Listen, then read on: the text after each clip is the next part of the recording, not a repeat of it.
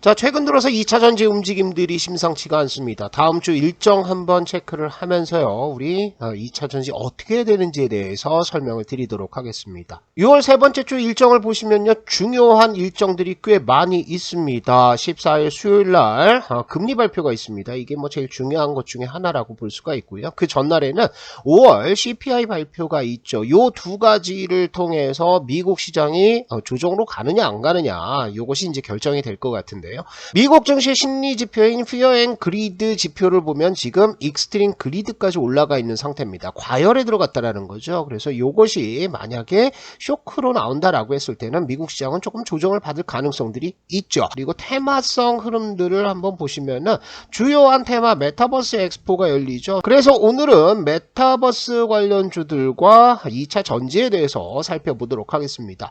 자, 2차 전지 지금이 배팅 타이밍이냐? 네, 지금 조금씩 담아줘야 될 때입니다. 그런데 제가 지난 영상에서도 말씀을 드렸듯이 2차 전지 업황이 전체적으로 좋아지는 것들은 아닙니다. 수출 단가도 보여드렸고요. 양극재 수출 물량도 줄어드는 것들을 좀 보여드렸어요. 그래서 지금은 어디에만 집중을 한다? 공매도가 많이 쌓인 종목들 중심으로만 본다라는 거예요. 자, 이것은 에코프로의 공매도 잔고입니다. 공매도 잔고를 보시면은 언제 폭발적으로 늘었냐? 5월 15일 7천억대 규모에서 이게 1조 원으로 불과 일주일 만에 3천억 정도가 늘었습니다. 그래서 공매도 잔고가 늘었던 구간들을 보시면 5월 중순부터 5월 말까지 이 구간에서 폭발적으로 공매도가 늘었다라는 것들을 볼 수가 있죠.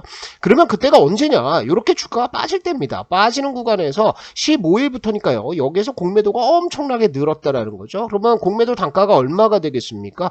대략적으로 50만 원대 중반이 공매도 단가가 되겠죠. 근데 지금 주가는 어디에 올라가 있다? 이만큼 올라가 있는 거예요. 그러면 공매도 세력들은 지금 손실이 상당히 커져 있는 상태죠. 이게 한 번 더 뚫어준다라고 했을 때는 에코프로는 이전에 나왔던 상승 흐름들이 다시 한번 나올 수가 있습니다. 그래서 우리는 에코프로에 대해서는 공매도 쇼커버링을 기대를 하면서 눌러줄 때마다 음봉 나올 때마다 매수를 하면 되겠죠. 그러면 말 나온 김에 우리가 공매도 쇼커버링이 나올 수 있는 종목들을 한번 보도록 하겠습니다. 이 공매도 상당히 골치 아픈 매도세이긴 하지만요, 공매도의 역습이라고 말씀을 드리는 것은 항상 주가가 그냥 올라가는 것이 아니라 오버슈팅이 나오면서 끝없이 올라가는 것들은 이 공매도 쇼커버링 때문이라는 거죠. 그래서 코스피 시장의 공매도 잔고 상위 종목들을 한번 보니 이렇게 나와 있습니다. 뭐가 제일 많죠? 포스코 퓨처엠이 굉장히 많습니다. 공매도 잔고가 7,343억 6,900만 원입니다. 그리고 2위는 누구냐? HMM입니다. HMM의 공매도는 3,500억 정도가 되겠는데요. 제가 무료 라이브 강의에서도 좀 말씀을 드렸듯이 여러분들 업종을 잘 잡으셔야 됩니다. 공매도 세력들은 HMM에서 수익 많이 볼 겁니다. 왜 그렇습니까? HMM이 속한 업종은 뭐죠? 해운 업종입니다. 이 해운 업종에서 여러분들 시장의 확대라든지 매출의 증가를 기대할 수가 있겠습니까? 기대할 수 없다라는 거죠. 중국과 러시아 그리고 미국과 EU가 지금 나뉘어져 있는 상태입니다. 전 세계 글로벌화가 깨지면서 파편화가 되고 있는 거죠. 그러면 물동량이 늘어나겠습니까? 물동량이 이게 계속 돌아야 되는데 요 안에서 돌고요. 요 안에서 돕니다. 그러면 해운 물동량이 늘어날 수 있다? 늘어나기 어렵다라는 거죠. 시장이 커지지 않는데 어떻게 주가가 반등이 나오고 쇼커버링이 나오겠습니까? 안 된다라는 거죠.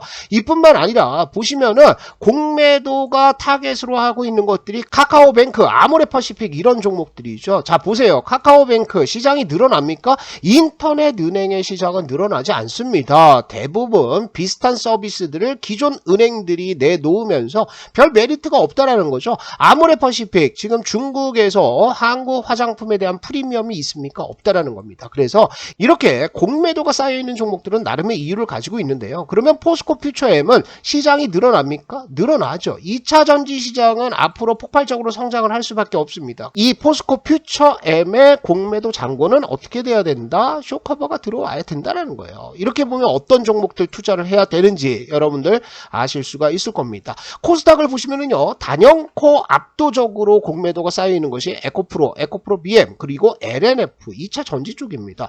에코프로는 줄었다 올랐다고 하지만 9,800억이고요. 에코프로 BM도 9,000억에 육박을 하고 있죠. LNF도 3,000억 이상의 공매도 잔고가 쌓여 있습니다. 2차전지 지금부터 봐야 된다는 거예요. 반면에 HLB 같은 경우에는 공매도가 1,800억 정도 있죠. 공매도 잔고 규모는 그렇게 크지는 않지만 여러분들 생각을 해보세요. HLB 같은 경우에는 신약이 나오기 위해서 넘어야 할 산들이 너무나 많습니다. 특히나 임상실험 같은 경우에는 우리가 예측할 수가 없는 거죠. 복불복이라는 거예요. 그렇기 때문에 이런 종목에 공매도가 쌓여 있다고 들어가면 됩니까 안 됩니까? 쇼커버링 노릴 수가 없다라는 거예요. 그래서 여러분들이 보셔야 하는 것은 업종을 선택할 때는 반드시 주도 업종을 선택을 하셔야 되고요. 그 안에서 종목들도 공매도 잔고가 많이 쌓인 종목들 중심으로는 음봉 나올 때마다 매수를 해 들어가는 거죠. 공매도와의 한판 승부가 벌어질 텐데 아마 이번에 2차 전지 쪽의 공매도 세력들은 큰 타격을 입을 가능성들이 많아 보입니다. 자, 그리고 수요일날 메타버스 엑스포가 열리는데요. 요것은 제가 지난주에도 한번 설명을 드렸던 종목들입니다. 메타버스 관련주들이 결국에는 뭐다? 카메라 모듈, 비전 프로 관련주들이에요. 메타버스라는 세상은 컴퓨터 인터넷으로만 하는 것들이 아니라 궁극적으로는 어디로 와야 되는 겁니까? 이런 MR이라든지 아니면 XR 쪽으로 진화를 하면서 최종적인 종착지가 될 가능성들이 있다라는 거죠. 그래서 비전 프로 관련주들 보시면서 같이 묶어서 보시는 게 좋은데요. 이 종목들 한번 체크를 해보겠습니다. 제가 가장 중요한 종목들이다라고 말씀드렸던 이런 종목들 있고요. 그리고 나머지 종목들이 있는데 차트 흐름들을 보면서 매수할 수 있는 종목들이 있는지 한번 살펴보도록 하겠습니다.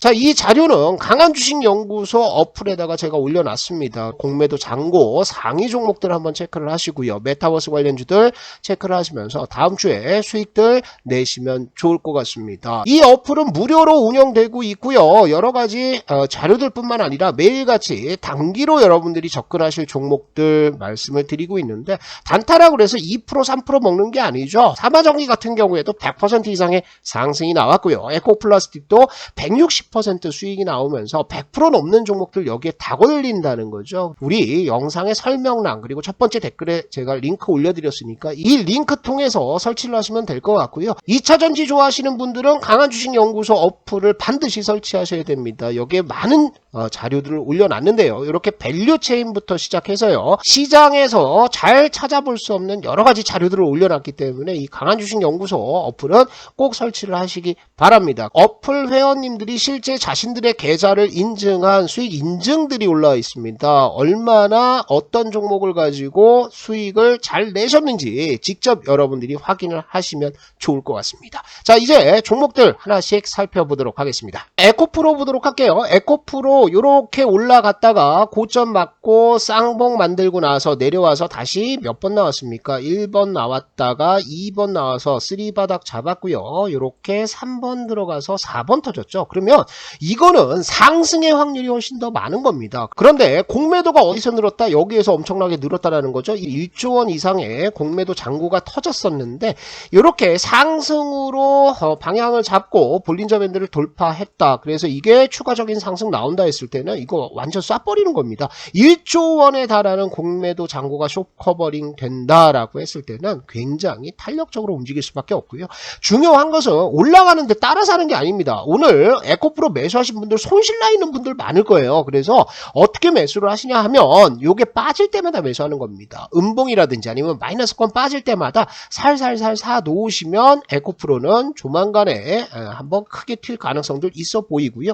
에코프로 BM도 역시나 마찬가지죠. 지금 보합권 이렇게 올라갈 때 사는 게 아니고요. 마이너스권 들어온다. 그러면 한 주, 두 주, 10주 이렇게 사 놓는 거예요. 포스코 퓨처엠도 역시나 마찬가지입니다. 이렇게 빠졌을 때 여기 공매도 상당히 많이 늘었죠. 근데 이 공매도들 손실이 누적되고 있습니다. 여기서 포기해서 어느 한쪽에서 쇼커버링 들어와서 장대 양봉 나온다. 역사적 신고가 또 가는 겁니다. 그래서 지금은 2차 전지에 있어서는 공매도 잔고가 많이 쌓인 종목들 중심으로 보시고 LNF 역시나 마찬가지죠. 있거든요. LNF는 이전에 상승률들이 별로 많이 나오지 않았었습니다. 그래서 에코프로 비행과의 이격 축소를 위해서 LNF도 슬슬 움직일 가능성들이 있다. 그래서 지금부터는 2차전지 관련주들 계속 관심을 가지고 보시는 겁니다. 자, 그리고 이제 지난주에 말씀드렸던 XR기기, MR기기 관련주들을 한번 볼게요. 결국에는 카메라 모듈 쪽이 가장 큰 수혜를 받을 가능성들이 있습니다. 이 카메라 모듈 관련주들은 XR, MR 이쪽에만 걸려있는 게 아니고요. 아이폰 15까지 걸려있다는 거죠. 그래서 카메라 관련주들은 반드시 관심을 가지고 봐야 된다는 거고요. LG 이노텍은 11선 타면서 계속 올라가고 있습니다. 그래서 LG 이노텍은 올라갈 때 사는 게 아니고요. 11선 닿을 때마다 매수해서 들어가는 종목이다. 이렇게 보시고 상승 추세대가 이렇게 가고 있어요. 그런데 이 추세대를 뛰어넘는 이런 장대 양봉들이 나온다. 그때가 단기 수익 실현 타이밍이다. 이렇게 보시면 될 것 같습니다. 자화전자 이 채널 그대로 가고 있죠. 그래서 고점 맞고 내려오는데 이거 내려오면요. 이렇게 채널의 중심부에서 한번 사는 거고요. 내려와서 하단에서 한번 산다라고 생각하고 자화전자도 계속 갑니다. 나무가 저항권 들어왔는데요. 이거 파동으로 보면 여기가 1번이죠. 그 다음에 2번 나왔고 3번 나와서 4번 돌파하고 5번이 짧게 나왔습니다. 이렇게 11선 갔다가 6번 가가지고 내려오는데 얘는 그럼 어디서 기다리는 거예요? 요 21선 밑에서 기다린다. 그래서 요 구간 7번 구간을 기다려주시면 된다라고 생각하시면 되겠죠.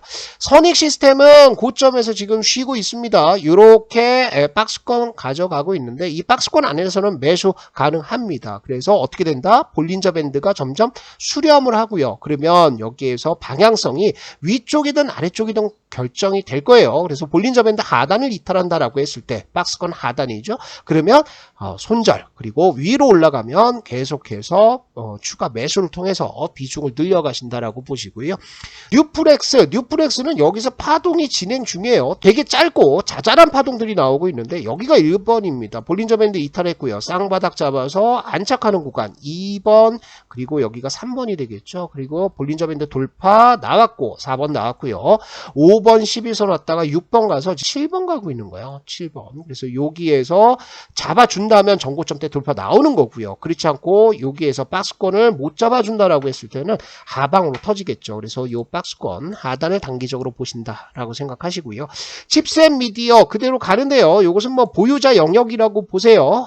지금 추격 매수하기에는 이격들이 많이 벌어져 있는 상태입니다. 그래서 좀 내려오면 본다라고 생각하시고 IM 아직은 대기입니다. 이렇게 수렴을 하고 있는 상태이긴 한데 여전히 볼린저 밴드가 수렴하려면 시간이 좀 필요해요. 그래서 IM도 조금 두고 본다라고 생각하시고요. 신화인터텍 별로 좋지가 않습니다. MP 역시 바닥권에 있긴 하지만 볼린저 밴드 돌파가 확실하게 나올 때까지는 좀 기다려야 되겠죠. 그리고 A21은 기업 내용은 별로 마음에 들지는 않습니다. 그런데 여기 보시면 이렇게 볼린저 밴드 돌파했죠. 그리고 나서 올라가서 내려오고 있다. 그러면 11선인데요. 이 11선 5번 구간이 나오고 있기 때문에 단기적으로는 한번 들어갈 만한 구간이다라고 보시고요. 맥스트도 바닥에서 돌리기는 했습니다. 그런데 이런 종목들은 매수 많이 할 수 있어요? 없어요? 없죠. 거래량이 별로 안 돼요. 그런데 어찌됐든 21선 돌파 안착 그 다음에 볼린저 밴드까지 돌파하면서 4번 나왔고요. 그리고 5번 11선 근처에서 눌림목 가지고 있어서 맥스트도 단기적으로는 한번 튀어나갈 수 있다라고 보시고요.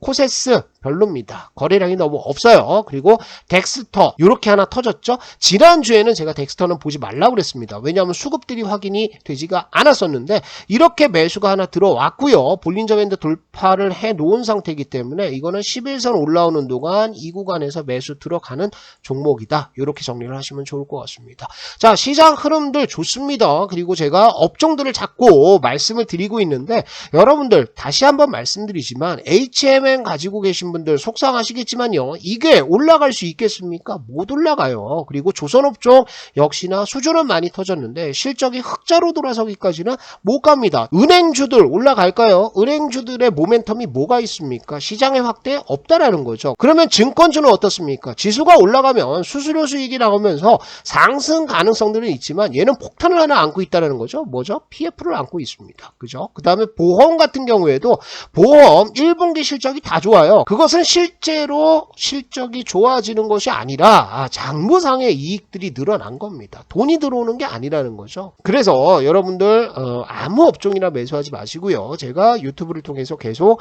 강조드리는 주도 업종들 중심으로 포트를 편성을 하셔야 된다.